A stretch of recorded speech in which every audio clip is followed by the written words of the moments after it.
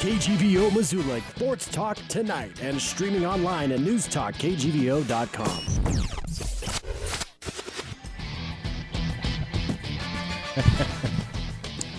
You're on. Hey, Sports Talk Tonight, yeah! Oh, whoops. Hey. It's going to be a long hour. Wow, were we on? I was just practicing. Yeah, no, practice was last hour. Wow. Yeah, you don't get another mulligan here.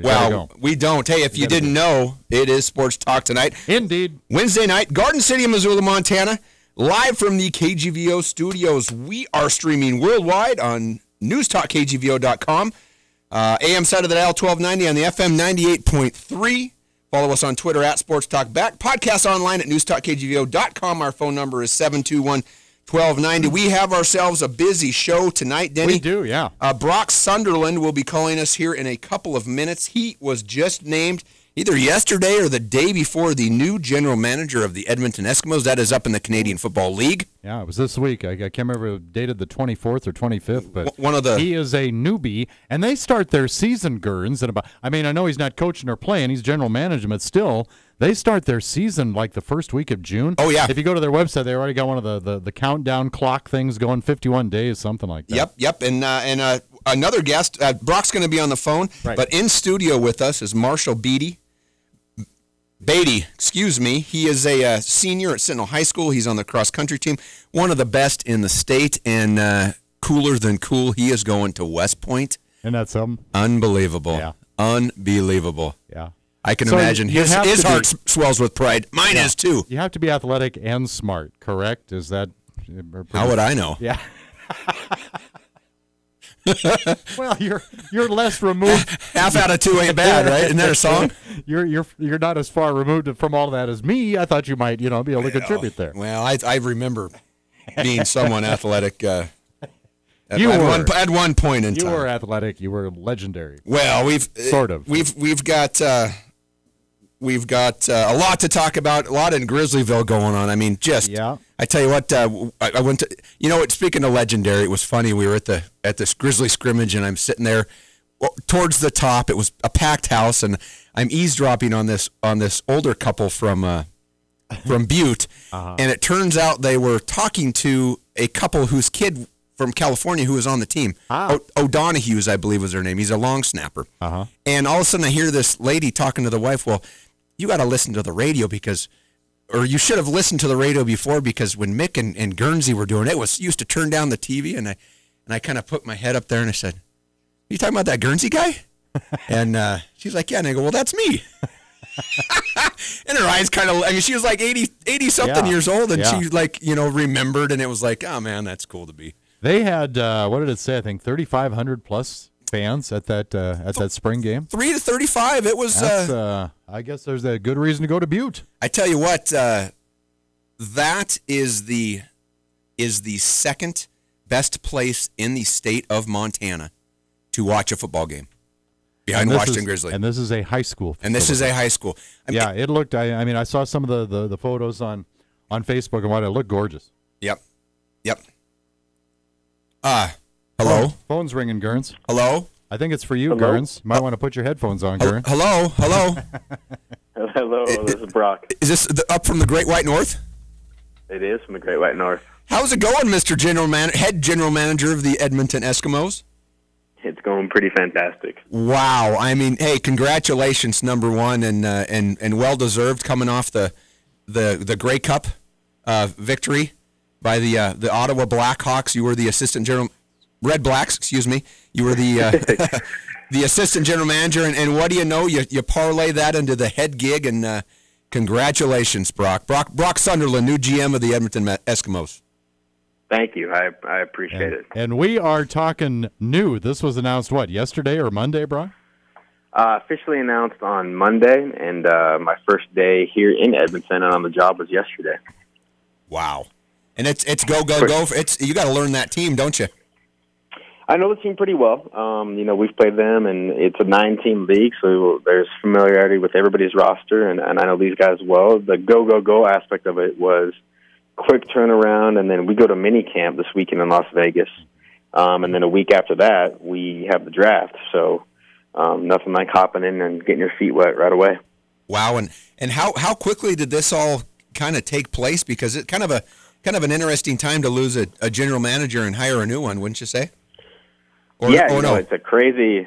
It is. It's not normal. Usually, it's either right after the season or early January-ish in this league. The craziness of it is I was in Europe visiting my sister, so I was actually in Austria, of all places, when I got the official email saying, hey, there's an interest, we'd love to interview you. Wow. So I changed, canceled flights and went from Austria to Amsterdam to get all the rest of my stuff. And my sister hopped the flight back to Ottawa and then hopped the flight to Edmonton. So I was 4 different time zones and 4 different cities and 4 different days. So when I interviewed, it was about maybe 8 or 9 hours sleep. Yeah.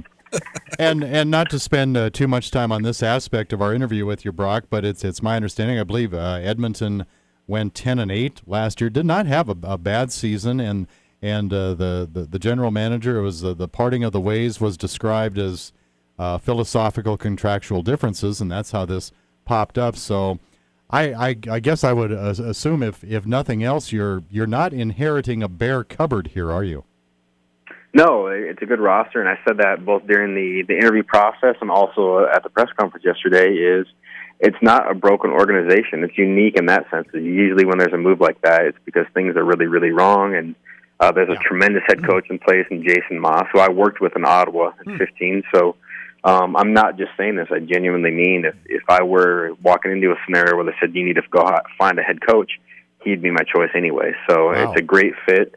The table is set. I'll never promise a number of wins or a championship, but I will say that I think we have the roster here to be as competitive as anybody in the league. Well, and you definitely know how to get that championship done coming off of last year's Grey Cup victory. We're talking to Brock Sunderland, the brand new general manager of the Edmonton Eskimos up there in the Canadian Football League. And Edmonton is, are they one of the original franchises, Brock? I mean, they've got a pretty storied history, do they not? Very storied history. I mean, they're called the City Champions, and Edmonton is. They have 14 Grey Cups. They won 5 in a row in the late 70s, early 80s. Warren Moon, Matt Dunnigan, Damon Allen, Tracy Ham. It's filled with history. So I'm just beyond honored and thrilled to be a part of this great organization. Now, you probably have a lot of clothes that match the colors, do you not? I do. Funny you say that. Yeah, the green and gold is something I'm accustomed to. In fact, the CMR fan. CMR Rustlers. Yeah. That's right. Okay. In fact, the uniforms are identical except for the CMR with the R, and here it's the EE. So I'll have to break out the old colors. Oh man, who is your quarterback coming into the season, Brock? Mike Riley, who, funny enough, played his, I believe, senior season at Kalispell, Montana. So he's a Northwest guy as well. Central Washington. Montana guy. Central Washington. Yes, exactly. In fact, if I remember correctly, he almost led them to a victory over us in Washington Grizzly Stadium. Yeah. I think we won them by 3. Won them by a field goal. Yeah. Wow. Yeah, no, Mike he was the MVP of the Grey Cup in 2015 against us when I was with Ottawa. And I believe, don't quote me on this, but I believe he threw for 5,500 yards last year. So, again, walking into a place where, to me, building a team, the first 2 things you need are, number 1, the right head coach, and number 2, a quarterback. And I'm very fortunate to walk into an organization that has 2 in place. So, Brock, coming off that, in fact, I saw many pictures of the trophy in various locations on Facebook. Right. It looked like the trophy had a good time. The trophy always has a good time. If that trophy could talk, the movies and books that could be made and written would be epic, so to say the least. I know that you're coming into a different situation, but what's the off season look like for you guys? I mean, how much time do you get to take off? What's kind of the timeline in the off season of the CFL? Yeah, Christmas. So usually right around December, once the season ends, late November, hopefully, if you're where you want to be. Christmas, you get 2 to 3 weeks, and then everybody does it a little differently. As I'd mentioned before, I was in Europe, so the way I did it in Ottawa was the general manager there and myself would usually take 2 to 3 weeks in this April time frame because the roster's set. You're kind of going to minicamp. Usually for us, the draft prep was the evaluation aspect of it, and the combine were done by then, so there's a little bit of a window before you kind of have no life as far as a personal aspect once you get into the draft and training camp. Let's see here, when do you get the American players? When's that draft? Right. Or I shouldn't say that draft, but when can you sign the protected list? Well, you can sign people off the neg list at any time. So we bring in just international free agents whenever we want, and you can own their rights at any time, and it's a first come, first serve. And then once they're on your negotiations list is what we call it, then a lot of times they don't know they are, but you can reach out to them at any point. Who anybody that we'd be familiar with on Edmonton's neg list? Yeah, that's something that, and you're going to kill me for this, that we keep confidential here. Okay. Okay, fine. Even you couldn't pry it out of him. Brock, what effect does the NFL draft is coming up here, next week or in a few days? It's Thursday, tomorrow. Tomorrow night. Yeah. Does that in any way affect what you will do negotiation-wise or personnel-wise in the next couple weeks? It does, an aspect that if you have somebody on your negotiation list that you really want or that you've been in communications with a little bit, and also will be guys that we've reached out to. It goes both ways, guys that we want that we think we may get a shot at and they get drafted, or guys that we want, and oftentimes, a lot of players have agents that tell them you're going, third, fourth, fifth, first, misleading them a little bit. So guys that will ignore us or say, hey, we're going to wait and see where we're at until after the draft, and all of a sudden they become available. The challenge of that is we're mandated by our league to be at 75 by May 1st, roster-wise, and then we go to rookie minicamp the 23rd. So, unfortunately, a lot of these players don't realize they're putting themselves behind the 8 ball by maybe having delusions of grandeur. And I suppose you got to be careful who you put on that list, because you don't want to put a lot of guys that you don't have a shot of, that might get drafted in this, third, fourth, fifth round or whatever. You got to kind of find those free agent guys, huh? Exactly, and that's the uniqueness of this league, and knowing the nuances of this league is who plays up here and where they play up here. So it's a way to finesse it, and as they say in personnel, anybody knows the really bad players and the really good players. Where you make your mark and where you make your money is the guys on the in between, and there's a lot of those guys. Yeah. Now I'm curious, why does a team that plays in Edmonton, Alberta, come down to Las Vegas for a mini camp, Brock?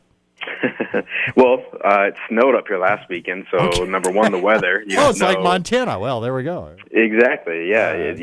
Number one, the weather potential aspect of it, and number two is a lot of the people that we're doing from mini camp are American players, so the domestic flights are a lot cheaper than going international. So it's twofold. Wow, and it gets your product out there down in the States, and maybe drums up. Yeah. I tell you what, Canadian football is more exciting than American football. It moves. I mean, with the 20-second play clock and the three downs, you can be down or up, 14 to 21 points with 3 minutes to go and have a 28-point swing. Yeah, I always get a kick out of watching the games, and somebody scores a point, and I'm like, How the heck did that? Oh, that's right. I remember that. Right, yeah. Oh, well, and you were with Toronto for a little bit, right? Yeah, for about I was in Guelph for about 4 days, and they said, wow. Said Mr. Guernsey, I had like 3 cups of coffee. I think I was there 3 mornings. You've been with Sports Talk Tonight a lot longer. The best thing about it was I don't remember much about the flight home. They flew me back first class. Wow. There you go. So, I mean, it was an enjoyable ride home. Yeah. So the best part of your CFL experience was the flight home, it sounds like. Pretty much. I tell you what, though, it was, when I was there, Kent Austin was the quarterback in Toronto. How about that? Well, he's now where he's at now, right? No. Oh, he's the head coach and vice president of football operations in Hamilton. Okay. Oh. Yeah, he's one of the all-time leading passers in this, if I'm correct. Yeah, he's way up there. He's very, very good. Yeah, so it was interesting. It looks like facilities. I mean, I had a chance to glance at the stadium a little bit. It looks like facilities and community support and all that sitting pretty good in Edmonton, right, Brock? Oh, it's top-notch. I mean, you'd be hard-pressed to find a better organization, not just in the CFL, but in all of North America. I mean, it's I've been in the NFL. I've seen almost a lot of facilities in the NFL, and I've seen every one in the CFL, and this is second to none. I mean, it's absolutely beautiful. So how far is Edmonton from Great Falls? I think it's 10 and a half hours, something like that, if you're going speed limit, so probably around 8. And what's the population of Edmonton? It is roughly 8 to 900,000. Wow. So hovering on the million. So, yeah. And how big is Calgary? That's a good question. I don't really care about Calgary anymore with the rivalry. So we probably don't. In fact, we're not even going to have Dave on here ever again. Oh, that's fair. Ever. Yeah, that's very fair. Ever. You're the defending Grey Cup champ, Brock. We're not there. There we go. We're not going to have him on at the same time to trash Never. talk. Never. Okay. All right. Never. All right. You have a lot of clout here, a lot more than you had in Toronto, so that's fine. Well, hey, Brock, congratulations. Awesome. We're glad to have you up there in Edmonton, a little bit closer to home, and definitely well-deserved. And just keep doing good things, and you will continue to have great success, I'm sure. I appreciate it. Well, thanks for having me on here, guys. And if you ever want to come to a game, please let me know. I'd love to have some friendly faces and some Grizzlies up here. I don't know if I can make it across the border, but I'll try. Yeah. That's probably accurate and fair. Thanks, Brock. Good luck, man. Appreciate it. Thank you. Take care. All right, bye-bye. Brock Sunderland, the new general manager of the Edmonton Eskimos of the CFL. Exciting. And Brock's only, about 37, 38 years old? Oh, yeah, somewhere around there. What a great opportunity for a young guy. Fabulous. You know what? CFL in Canada is like the NFL in the States. They go crazy. It is a big deal. It is big time. And what a great job by Brock. Hey, when we come back, we will have in studio Mr. Beatty going to join us. He's in our green room over there. Yeah. Marshall Beatty, Sentinel High School cross country and future West Point cadet. Yep. When we come back, Sports Talk Tonight.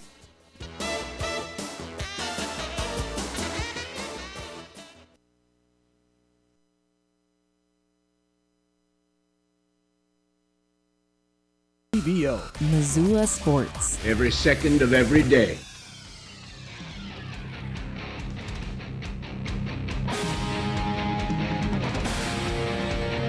We are back. Sports Talk Tonight, Gurns and Bedard, brought to you in part by the Orange Street Food Farm, locally owned and operated grocery store featuring the freshest fruits and vegetables, fresh meats, and a great beer and wine selection. And by Grizzly Liquor, located downtown next to the Iron Horse Big Sky Big Selection, and online at grizzlyliquor.com. I'd like to thank our first guest, Brock Sunderland, the new general manager of the Edmonton Eskimos. He is brought to you, as always, by First Montana Bank, your home for free Centennial checking plus unlimited cash back every time you use your debit card. Online at firstmontanabank.com. Danny, I don't know, man. You know, we've had a lot of guests in here. A lot. Yeah, a lot of high school students. We've had a lot of youngins in here before. I mean, we had Shannon Cade in here a couple times. Well, I know. We've had other dignitaries as well. Yeah, we had Mark Rippon's daughter. That's right. That goes back. Our very first guest. Yeah, that goes back. She was in the lingerie football league. Yeah, why? She was. Okay, why are you so nostalgic all of a sudden? I don't know. Because honestly, when I heard that Marshall was coming on, and then I read about what's going on and where he's going, it just it's one of our coolest guests we've ever had on the show. Well, and we even blew him off a week or two. I'm glad he stayed with us. Now we're booked this week. Now we're booked this week. He had some running to do. Come on in the next week. He had some running to do. Yeah. Marshall Beatty, cross country runner from Sentinel High School. Welcome, man. How's it going? Nervous? No, not that much. Well, you're going to West Point here, so I would not expect you to be nervous. Oh no, you gotta have confidence. Confidence is key. Here, I'm just gonna switch spots and let Marshall do the interview. He's my new host. Man. So, well, first off, congratulations on your appointment. Thank you. How did that all come to be? How long of a process has that been for you? Oh my gosh, I started springtime around junior year, and I'm still not done completely. I've got to finish putting in some extra files, get security clearance, a bunch of stuff like that, just so I can go. And we got the appointment around, I'll say, Christmas time is when I heard things were going to be put in motion, and right now we're just squaring away all the final steps. That's a pretty, it's just an honor. It's an honor for you, it's an honor for our country for you to go, but it's also an honor to be able, there's not very many kids that get to go to West Point. How many get to go a year? Very few indeed. I just know my buddy Michael Sewell last year was able to go, and I'm glad I'm going to be someone from Montana who's going to be able to go out there and represent our state well and represent our country well. And will you compete athletically? I will. I will be running cross country, indoor track, and outdoor track for Army West Point. Wow. So we get tickets to Edmonton Eskimo football, and now we get some Army swag that. Pin relays. Marshall, I want tickets to the Marshall pin relays. said no. He'll just send us jerseys and T-shirts and stuff like that. Yeah. That is, I tell you what, that is cool that you get to continue your athletic career and represent our country at the same time. I mean, that's amazing. You were the state champion in the 3,200 meters as a sophomore. Yes. And last year, not so much. No, I got injured last year, my junior year. I've been struggling with that for a while, but now I'm all healthy. Did a pretty decent cross-country season, got 5th place, but I'm even going to do better this track season. I know that I'm going to come out with a win, and not just the 2-mile, which is the 3,200, but also the mile as well. Now, your dad's in the studio with us. I don't want this to influence your answer in any way, of course, Marshall, but have you always been a disciplined kid? Have you been that way all your life? Or? No, I was not very disciplined through all the way up till middle school. It started freshman years when I started to be kicking my butt, start training hard, and I also didn't have the best grades starting off, but I started working harder so I could have these opportunities in life. Wow. Did you is going to West Point or into the military? Is that always been a dream of yours, or always wanted to do that, or did you just kind of? It's just something that started to call to me. I mean, I never even really thought of West Point. I didn't really know what West Point was until they started contacting me. And then we did a visit out there, and I just kind of fell in love with the campus and just the whole vibe of the area, all this strict discipline, because I like structure and organization and always pushing yourself harder. Yeah. That's why I asked that question. And I should know this a little more accurately, but West Point, upstate New York? Upstate New York. Wow. What do you anticipate athletic competition in your sport? And when I say your sport, obviously you probably choose one or two components of that sport, but what do you see as the most difficult transition for you to step up to the collegiate competition level? Because let's face it, I mean, when you enter into a place like West Point, you probably don't have maybe as much free time to devote to athletics, I would assume. Yeah, for sure. What's really going to be about is it's coming from, kind of a smaller competitive area like Montana. We don't have necessarily that much competition to run against. So with going into these big collegiate races, I'm going to be a small fish in a big ocean. Yeah. I'm just going to have to be able to adjust, learn better race tactics, and I know with maturity coming along, I'll be able to compete very well. Well, you'll probably be one of the most in shape runners. With the military thing going too. I imagine that whole team is. Are you on the cross country team? Or are you on the track and field team? What will you be on? I'll be on the cross country, indoor track, and outdoor track and field team. All right. Holy cow! You what do you study? Do you study any particular major at West Point, or is it just how do you do that? How does it differ from a regular college? Well, you still get to choose your major. They've got certain selected majors that you can pick from, and then you also have to learn your military training stuff. Like after graduating West Point, you'll go to your AIT, which is Advanced Individual Training for the military. Well, you'll learn your MOS, which is Military Occupational Specialty, and you'll learn your job that you'll be doing for the next 8 years of your life. And with that, you can also pursue other things with your degree once you're out, or you can make a career out of it if you want. Do you become an officer then after? Yes, when you graduate West Point, you are an officer. Team sport, but really an individual sport. What attracted you to distance running as a young high school athlete? For distance running, when I first started, it was to get in shape for basketball. Okay. But I kind of fell in love with it my cross country year and went into it doing indoor track. That led to outdoor track, and then finally I just thought, I'll stick with this. And so I kept training year-round. My dad and my mom were both big distance runners, so they were big supporting of this change, and it's just led me down a good path. Wow. If you were to, I guess, give some advice to another kid, a kid that's a junior this year at Sentinel High School, if somebody wanted to get in the West Point, what do they need to do? What do they need to start focusing on to get themselves an appointment? Well, first of all, I hope you've been keeping your grades up, because you need a high GPA and a good class standing in order to get in. but mainly it's getting involved. They really want to see people who are leaders in not just their high school, but their whole community. So if you have any opportunity to be out there, do community service or do something that, it's going to benefit other people as well and get you out of your comfort zone, break you out of your shell. That's really what they're looking for at West Point, is people who are going to go beyond the call of duty. And not that you want to toot your own horn, but what are some of those community things that you're involved in? Well, I work during the summer at a kids sports camp, so I get to teach all these youngsters how to, do different types of sports, and it's really fun. And then also we've got multiple rowing programs, like we've got Mountain West Youth Track, which is for young kids who want to start track, and I do that every year, and it's so rewarding. It's fun. I love working with kids. And then there's sometimes I'll volunteer for other stuff, things that go along with church services, and that's they like a well-rounded individual. Yeah, they certainly do. And you mentioned the recruitment process kind of started about a year ago, somewhere in there.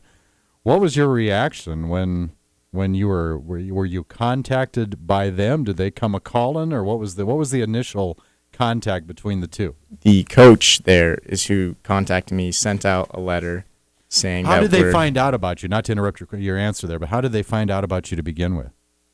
I don't really know. I mean, college coaches just kind of scan the news. They check athletic.net, other resources to find good runners out there. Because you hadn't been on Sports Talk Tonight yet, so you weren't that famous. But they found you. That's the main thing. Yep, they did. And so after that initial contact, we ended up getting his phone number. We talked back and forth about how we can make this happen, and it's been a long process, but it's worked out for the better. Yeah. Was there just when the offer presented itself on the table, there was no doubt in your mind? Were you considering some other schools, or was this was it? I had Boise State in mind, but after going through a lot of the process already and then finally taking that tour to the campus, it was like locked in. This is what I want to do. Wow. Nothing else. And I pretty much didn't even do a safety school. Just went everything for West Point. It's kind of something that's unreal, way bigger than you. It certainly is. I mean, it's probably one of the best honors that a kid could have bestowed upon him. I thought it was pretty cool. My friend Curtis Sumrock, he got accepted to the Coast Guard Academy, and they flew in the big Coast Guard helicopter that landed on our athletic confines, and we had that. They were presenting the scholarships that everybody was getting one day, and they walked in and gave it to him, and that was pretty neat too. Well, we should talk about before you go on to West Point. You've got a very, very important step in your high school career yet to go. I think about a month away, the Montana State High School Track Championships. And what do you got to do to get on top again? What do you expect? What's the competition like? Where is it held? How's everything looking? Well, it's going to be at Butte, so there's going to be a bit of elevation. Right. There might be some weather difficulties in Butte. You never know what's going to happen. It could snow, it could rain, maybe, God forbid, sunshine. But anywho, there's one main guy that I got to watch out for, Chasey Quall from Bozeman, and he was ahead of me just at Boys Dahlberg race, but he was only ahead by 2 seconds, so I was closing on him fast. And I know that as long as I stick with my training, I push myself extra hard these next coming weeks. When it rolls around, I know I'm going to be the fitter man. I like it. I do too. You know what? This is the kind of guy that I can see leading our country. Yeah. Right here. This is it. So your academic commitment, of course, to West Point for 4 years or whatever, is there any particular, I suppose the military will probably have a little bit of a hand in deciding this for you, but is there any particular vocation, any direction you'd like to see yourself go after 4 years of school? I really want to, do my service, of course, and I think I might add on to that as well, depending on how I like it, because I feel that the military's really got this vibe that I really enjoy, and I think I might end up making a career out of it. We'll see when I get there how everything flows, but I do want to go into sports psychology. Okay. I'm going to be studying that as my major there, and hopefully we'll see where that takes me. Wow. All right. I'm jealous. Well, you can come analyze us, I suppose. He doesn't have that long. He doesn't have that much time. We could use an ink blot test or two. And, oh man, what a kid! What an incredible kid! That is just amazing. Well, heck, I tell you what, good luck in the state cross country meet when it gets here. Yeah, absolutely. And I tell you what, super proud of you. Don't know you, but it's pretty awesome what you're going to do. Thank you so much. Congratulations. It's been great to be on this show. This was a lot of fun. And after high school is over and you graduate in June, when do you have to be there? What is your commitment to arrive? July 16th, we're going to arrive there, and my basic training starts July 17th. They're going to take us all. We're going to have a miniature art day. We're going to go, and we're going to start our basic training. Wow, not a lot of downtime this summer. Nope. In 12 years, you'll figure out what's going on. Yep. Congratulations, Marshall. Yep. Thank you. Marshall Beatty, Sentinel High School, long-distance runner, and future Army cadet at West Point. Congratulations, Marshall. Good luck. Thank you. Hey, when we come back after this short break, a lot of stuff Grizzly. We'll have stupid. We'll have steal of the week, and we'll just watch it rain outside our window on Sports Talk Tonight.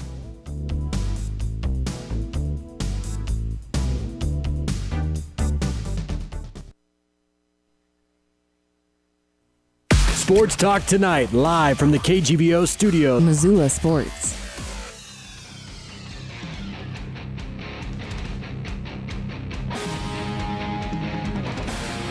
We're back. Sports Talk Tonight brought to you in part by Bell McCall Ford. Great selection of new and used cars, trucks, and SUVs. Bell McCall is your locally owned low-cost auto dealer for over 100 years in downtown Hamilton. And by Granite Pharmacy, locally owned and operated pharmacy on South Avenue between Shopko and Big Sky High School. Find them at granitepharmacy.com. And this segment is also brought to you by the Lady Griz Poker Tournament, which is going By golly, that's like a week from Sunday, is it not? Going to happen May the 7th. It starts at noon at Paradise Falls. Contact Jordan Sullivan if you want to play and greet. And they can greet if they sign up early. Play and greet. $2,500 for first place last time. Yeah. I think the top three were like 4,400, something like that. They've got a silent raffle and just a lot of sweet packages. Right. There's a lot of that kind of stuff. Even if you don't want to play, maybe you got a friend or a spouse or whatever does want to play, but there's other things. You can buy raffle tickets and enter drawings and things like that. So this is a major fundraiser for the Lady Griz, and they've been at it a few years now. I believe it's the 11th annual. So pretty cool stuff at Paradise Falls, and I want to say a $100 buy-in. I hope I've got that right. But anyway, it is $100 buy-in, and I think there's a rebuy or two. Get a hold of Jordan Sullivan at the University of Montana. May the 7th, noon, Paradise Falls. All right. Thanks once again to our guests, Brock Sunderland and Marshall Beatty. I tell you what, Denny, man, that. You always, the older people, and I'm going to throw myself into that. You always talk about the younger generation, these punk kids, and how the hell, blah, blah, blah, blah, blah. That ain't one of them. No, it is not. Man, what an impressive interview. And his father, Joe, ran track or cross country for the Griz 84 through 89. I remember seeing him around. I've known him for a while, and good to see him. And they didn't look too much alike, did they? No. He's raising a great young man there. Yeah, terrific. Congratulations to him and his West Point appointment. That's right. Yeah. Denny, football season, believe it or not, is just around the corner. And on May 1st, the tickets for the Montana University of Washington game go on sale. May the 1st, the game is Saturday, September the 9th. They will face the Washington Huskies, who are coming off one of the best seasons in its program. You got to play a Final Four team. Yeah, they lost Alabama 24-7. Yeah, that's a daunting task because I'm sure that they didn't empty the cupboard there for the 2017 campaign. We are 116-1 all time versus Washington. Mm-hmm. Lone win came in 1920. I think we've got them again in like 2019 or something like that. Do I have that right? Or 2021. Okay, and we play Oregon in 2019, if I remember correctly. Something like that. Yeah. As of now. Yes. As of now. Right. Interesting, and you shared some very philosophical comments about this, so I'm sure it made a few folks cranky, but it was just kind of a kind of an oddity that we had a receivers coach. Now you see him, now you don't. And we're talking about Matt Troxel, former Griz, who had been at Idaho State for about 5 or 6 years as an offensive coach there. Left to take a job here with the Griz coaching staff, back to Montana. Thrilled about that. Mike Kramer, the head coach at Idaho State, is dismissed or stepped down. Or it was either retire or be fired. Yeah, mutual agreement kind of thing. And so in comes a former Montana Grizzly offensive coordinator, Rob Fennessy, gets the job as the head coach, the new head coach at Idaho State football. And the top name, the name on the top of his list as far as recruiting assistant coaches was Matt Troxel. Well, and so away he goes. Yeah, and so I guess on the surface or on paper you look at it, you very wisely dug a little deeper than some people will. It kind of looks like well, there's loyalty for you, but I think a lot more went into it than that. Well, and I know a little bit, but I can pretty much tell you that Troxel was there. I think when Kramer started there, he was like a line coach. He was a receivers coach. His last year, he got promoted offensive coordinator, and writing's on the wall. Kramer's going to be gone. Fennessy was there as well. Fennessy left to Northern Iowa, I believe, to coach over there because he saw the writing on the wall that Kramer was going to be gone. And usually when the head coach is gone and the new guy comes in, you'll be lucky to keep your job if you're still there. So I think those guys went to the surefire jobs. Troxel coming here. I mean, you went from an offensive coordinator to an inside receivers coach. You're taking a huge slash in salary just to do that. So that should tell you something right there. Kramer leaves. They go hire Fennessy as their head coach. And he coached Matt Troxel when Troxel played here. They're friends. They're on the same wavelength. And he said, hey, Matt, do you want to continue to coach inside receivers and make about $40,000 a year? Or do you want to come and be the offensive coordinator and make closer to 100? And you're coming into a situation that you're comfortable and familiar with. Oh, yeah. You were there for 6 or 7 seasons. The kids are still there that you recruited. Yeah. So the funny thing, the only funny thing about it is if you know that you're going to get rid of your coach, which Idaho State knew, do you not put out the feelers and say, hey, Rob Fennessy, just give us a month. We're going to get rid of Kramer. We want to hire you as the head coach. Why? Why do you? Is it possible that happened? Well, no, because Fennessy left. All right. Fennessy took another job. Mm-hmm. So I don't know, but Fennessy's the guy, and Troxel's gone, and it's not like he was the offensive coordinator. He was an inside receivers coach, and that's okay. That's okay. He bettered himself, and you know what? People can throw loyalty out or what have you, but when you're talking about your family, and you're talking about your future and money, there's no loyalty. Your loyalty to your family. And that is not the steal of the week, folks. We haven't got to the steal of the week yet. Actually, that's one of them. That's one of them? Okay. Yeah, so there you go. Thanks, Dave. Okay. I had a couple. A couple. Well, they're brought to you by True North Steel, Western Montana's industry leader in quality manufactured and fabricated steel products. So we steal Troxel. They steal him back. Turnaround's fair play. But my other steal of the week happened. I knew there was a backup. Yes, there was. Game 3 of the series between the Cleveland Cavaliers and the Indiana Pacers. This would be their 20th win in a row in the first round of a playoff series. And they since got to 21, and they tied LeBron tied Michael Cooper for the most consecutive wins by a player in a first round, blah, blah, blah, whatever. At halftime, Indiana was up by 25 points. 25 points. And behind LeBron James, he kind of willed them. They whittled that all the way down. They pull out a 119-114 victory. LeBron goes off for 41 points, 13 rebounds, 12 assists as the Cavaliers steal Game 3. They go on and win Game 4, and they're kind of sitting there waiting to see who they're going to play in the second round. And that is my steal of the week. One of a couple of 4-game sweeps, right? I believe Golden State swept out Portland in 4, and Cleveland did that to Indiana. So those teams off to a good start.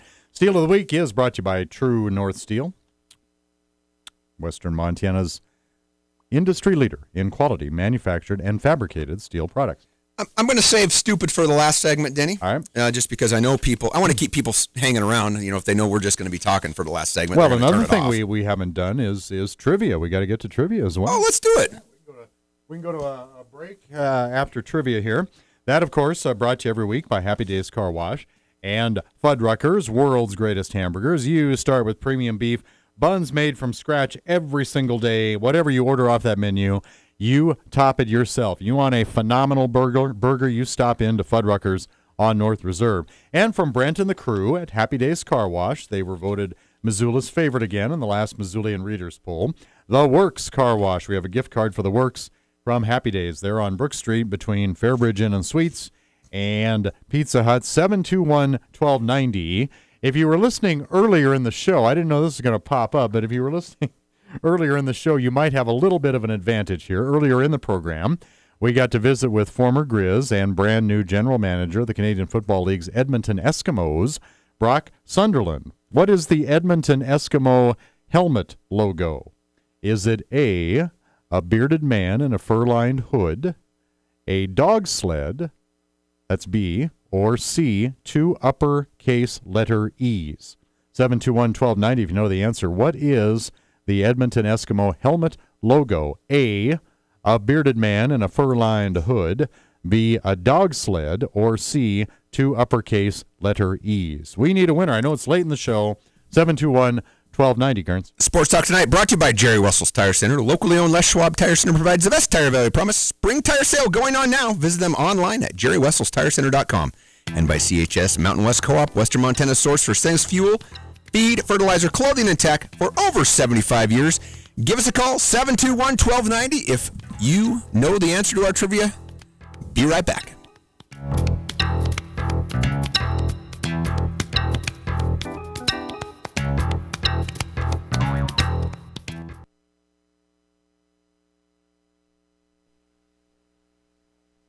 Now back to Missoula's Sports Talk Tonight on KGVO. Missoula Sports. Every second of every day.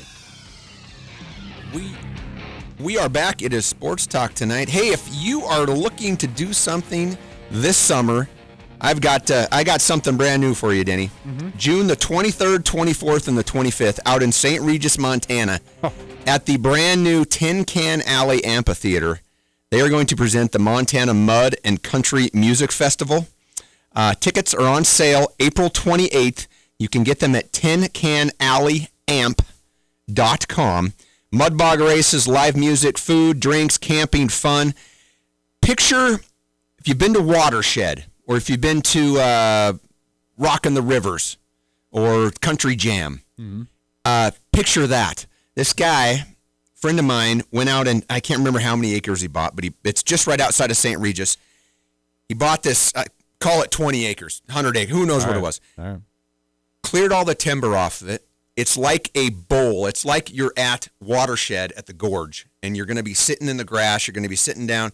There's going to be, I don't know, 12 bands, a lot of up-and-comers, a lot of people you may have heard before, and we'll get into who's going to be there later on. But it's going to be a fun thing. It's going to be the first year, and they're going to hopefully get this rolling. It's going to be a big deal. It's going to be fun. June 23rd through the 25th. The Montana Mud and Country Music Festival, and we'll be talking about that as it gets closer. Now, of course, St. Regis, they also put on like Montana's largest flea market. Yes, they do. Yeah. Yes, they do. Is that in conjunction with that? Is that the same weekend? I don't believe that it is, but you're right. Actually, I think the flea market is Memorial Day weekend. I think you're right. Yeah. When it's raining, usually. But well, another mud bog. That's the practice mud bog. Then we need some rain for that. And just when you see a Coke truck driving around town, they're going to be big old billboards on the back of them. So get all the information. Just look at a Coke truck. All right. And so the Montana Mud and Country, that's coming up. All right. Does your friend want to buy the naming rights to our new green room studio? Maybe. Yeah, you better negotiate a little bit, Kyle. Maybe. Yeah, maybe. Do we have a stupid athlete of the week, Scott Guernsey? You know what, Denny? I'm going to just totally flip the script on you. All right. This time, this is the not so stupid sports organization of the week. Not so stupid. See, when I don't have anything stupid, I need to make something up, so I'm making it up. Yeah. I'll say The USGA, the United States Golf Association, came out and announced there are no more call-ins from viewers watching super slow-mo replays of mistakes that golfers may or may not have known that they have made. And you've seen this, and it's caused havoc where to the naked eye in regular time, you don't see anything move, but they get it on the super slow-mo, and that ball moved 1,000th of an inch, and they didn't report it, and the next day they get penalized. I mean, so you couch potatoes, you with nothing better to do. Oh, you can't call in anymore, which I think is great. I mean, come on. So let's just leave it at that. No more calling in, Kyle. No more calling in, and he doesn't have time to watch golf. Mr. Nitpicky over there. No, but so anyways, that's my not so stupid sports organization of the week. Maybe you just invented a new weekly feature. I don't know. Maybe. Well, we started to talk about the spring game for a couple of minutes because we were just kind of filling time till Brock Sunderland gave us a call. But you got a chance to go watch the Griz play ball for the last time for like 4 months or something like that. And it's really hard to, probably when you were a player it was the same as a spectator. It's the same. It's hard to get a read on who your team is during a spring game. It is, and I'm going to preface this by saying, number one place to watch a game in the state of Montana, college football, University of Montana. There's no doubt. Number 2, Butte, Naranche Stadium. Number 3, Montana Tech. They have a great, and when I talk, I'm not just talking about surface. I'm talking about sight lines and Portland State has never had a very good field, but it's a cool place to watch a game because you got the whole skyline of Portland. Bozeman doesn't even make the list, and that's not even. I mean, it's honestly, it's not a very, very, nice place to watch a game. It's really not. Field's fine, but it's just the surroundings. So, anyways, Butte did a great job. 3,000 to 3,500 people there. It was sunny. It was windy, and I hate spring ball. I hated playing it. Going against each other gets really old. You know what each other's doing. Yeah. Josh Sandry jumping the 2 picks out in the flat and running them back for touchdowns. I mean, great plays. But, he's seen it. Right. He might have known it was coming. Whatever. Still great plays. Given the makeup of the team right now, do you walk away with a really funny taste in your mouth or just sort of that empty feeling that one of the things you, as a fan, you really would have kind of liked to have seen established maybe as the quarterback position? That did not happen. Any great point. Let's talk defensively really fast. The secondary was there. The D-line was there, except for David Shaw. He was injured. No linebackers, no starting linebackers, all spring basically. So you've got a defense that a lot of backups, but the backups are really good. We're super deep on defense. It seemed like every scrimmage, from what I read, that Jensen was really good one scrimmage. Phillips was really good one scrimmage. Caleb Hill. It was almost a rotator that way. If you're looking at if you're doing the smell test, if you're looking at the eye test, let's say, and I'm watching the one game, and it's the final spring game, there is no doubt in my mind who my quarterback is, and that's Caleb Hill. Seriously. The kid looks it. He's got the it factor. He's 6'4", 215 pounds. Yeah. He can run. He's got speed. He throws a nice ball. Now, that's just, and honestly, I was watching the game as just a fan. I wasn't dissecting anything. Oh, you can't do that. I was just, I was too busy talking to that old lady who remembered me from, but, I mean, and I'm surprised by that remark because I know you pretty well, and you are, you have a lot of keen insight, and you're very analytical that way. I don't mean, and that's not critical. I mean, no, you're just analytical. You see a lot of stuff that the average fan doesn't. So that's pretty good for you to just be able to kind of kick back and try to watch. And now, and Phillips going against the ones and Hill versus the 2, blah, blah, blah. But I'm not there at practice. I wasn't at the other 2 scrimmages. I'm not there day. And some people just have off days. Hey, John Edwards, 1 for 13 in the first half against Montana State when we lost our 17 game, whatever. Yeah. Sometimes you're just off. But I tell you, just as a casual fan, and I'm looking at those quarterbacks, I'm going, Caleb Hill's now he hasn't done the best in the other two scrimmages because he's so new to that. He's only been here a couple months. Mm-hmm. So as he gets, it'll be interesting. I would have loved to see a quarterback surface, but I had a feeling that even if they would have, they wouldn't have announced it. I mean, all right. So you're kind of looking at it as more fun than stressful or concerning because I'm saying Caleb Hill, Gresh Jensen, and Reese Phillips in that order. All right. Okay. Hey, congratulations, University of Montana head basketball coach Travis DeCure. My goodness, did the Montana Grizzly basketball team get large, physically large, in a hurry? They just added a 7-footer and another foreign player. That's, I guess I better get used to doing this right. Admir Basovic, a native of Sarajevo, Bosnia and Herzegovina. 7-footer, will come in as a freshman. And so you add him, the roster goes from 3 players, Gurns, who were 6'7" or taller, to 7. So they are going to be actually, I think 6'8" was the tallest. Yeah, it was Fabian Krislovic, who will be back. But yeah, they went out and let's just say they amped up the size of that ball club. So yes, and it sounds like a good recruit too. So congratulations to Travis on that one. For sure. Rodeo Friday and Saturday night, 7 o'clock both evenings. The last rodeo of the season. Will decide the championship in the league. Northwest College, Powell, Wyoming. They basically ran away with it. It's no contest. Last night they had the honors banquet. Over 200 honorees. The 25th annual Grizzly Athletic Scholars Athlete Honors Banquet. It's the most ever. Fabian Krislovic and Claire Dahlman of the track team, both 4.0 GPAs.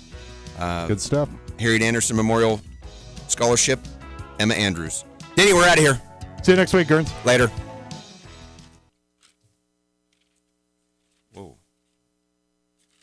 I got everything.